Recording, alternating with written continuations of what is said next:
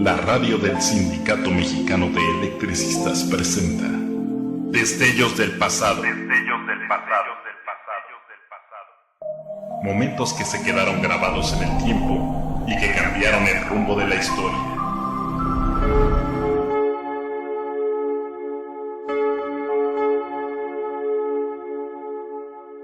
Los inicios de la industria eléctrica en México. Quinta y última parte. A partir de los años 80 se viene aplicando en México el neoliberalismo económico, un modelo capitalista en su fase de dominación del poder financiero. Este modelo utiliza a los organismos internacionales como el Fondo Monetario Internacional y el Banco Mundial para promover las llamadas reformas estructurales económicas, es decir, otorga créditos a costa del despojo de los recursos naturales y estratégicos de los países subdesarrollados. Tales políticas, emanadas del llamado Consenso de Washington, han ocasionado efectos devastadores en las naciones pobres como nuestro país.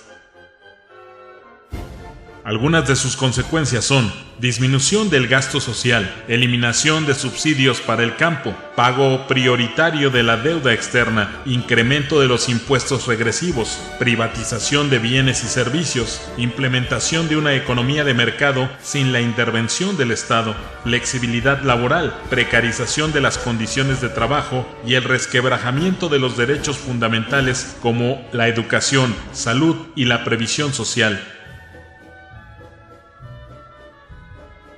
Para el caso de nuestro país, y particularmente en el sector eléctrico, en 1983 el gobierno mexicano realizó una primera modificación a la Ley del Servicio Público de Energía Eléctrica de 1975, estableciendo dos mecanismos de participación del sector privado. El primero consiste en implementar un mecanismo de pago llamado aportación, que servirá para sufragar el costo de las obras requeridas para construir o adecuar la infraestructura necesaria para otorgar el servicio de energía. La segunda es creando las figuras de permisionarias en generación para autoabastecimiento. Estas modificaciones fueron sustentadas, además, en la incapacidad del Estado para invertir en esas acciones. Dichas modificaciones violentan flagrantemente la Constitución Política de los Estados Unidos Mexicanos en sus artículos 27 y 28.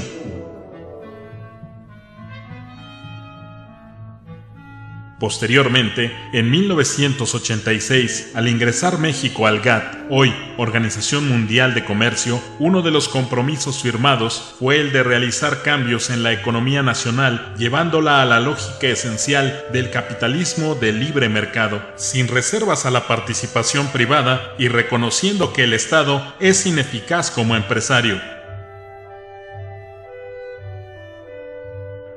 Adicionalmente, se realizó una nueva modificación a la Ley del Servicio Público de Energía Eléctrica, a través del cual se establecieron los mecanismos para sanear las finanzas de la Comisión Federal de Electricidad con cargo a los usuarios.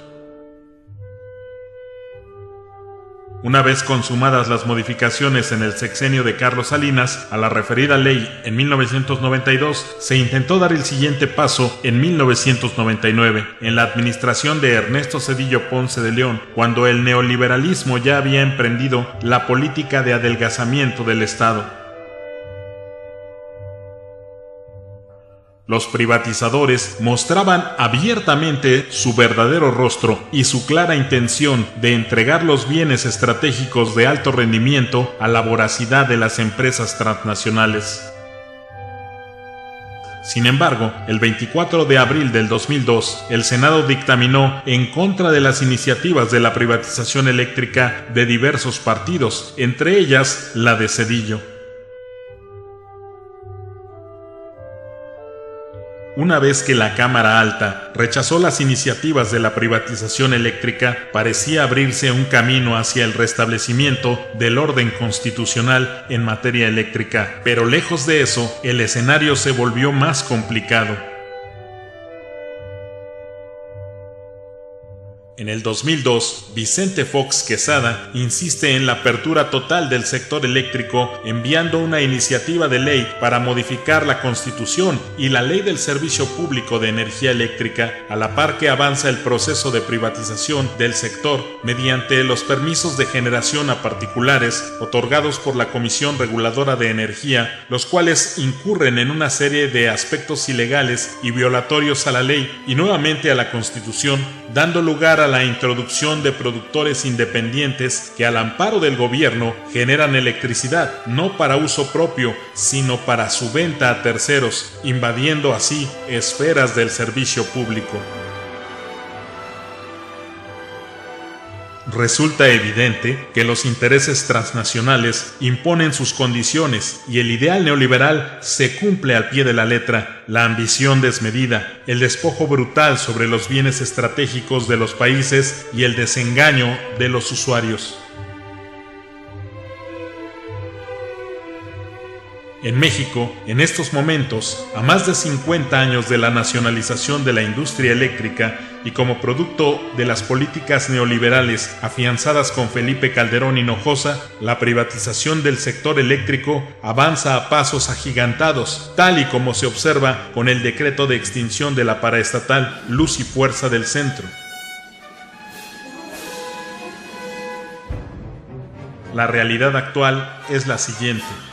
4 de cada 10 kilowatts que se generan en el país corresponden a las centrales operadas por empresas privadas que se financian con recursos propios para la construcción de las plantas, pero adquieren la garantía de compra de la energía que generan de parte de la Comisión Federal de Electricidad por periodos de hasta 30 años prorrogables a su vencimiento.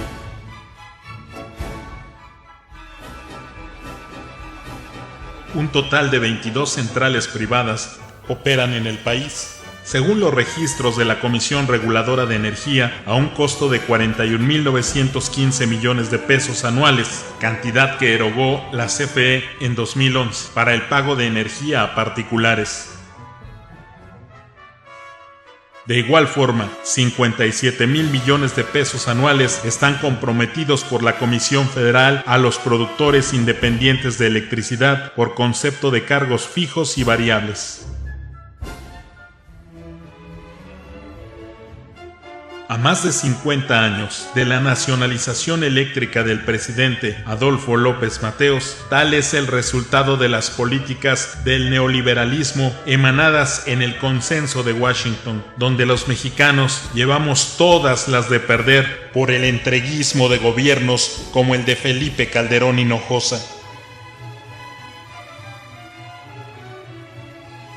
Hoy, a más de 50 años de aquella labor desarrollada en 1960 por aquel grupo de gobernantes mexicanos, patriotas y nacionalistas, y la lucha de los trabajadores electricistas que siempre impulsaron y apoyaron la nacionalización, nos corresponde a la generación actual el continuar con el impulso y la lucha por conseguir una patria justa y que responda a los intereses de las mayorías que vivimos de nuestro trabajo.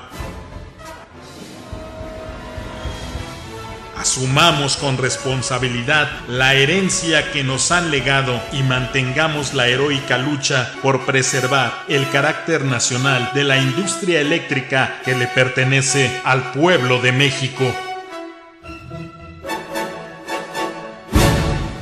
Hemos recordado juntos aquel momento que estaba en el olvido. Ese instante que marcó la diferencia y se quedó atrapado en el tiempo. Sindicato Mexicano de Electricistas. Radio. Mantente alerta a nuestra transmisión.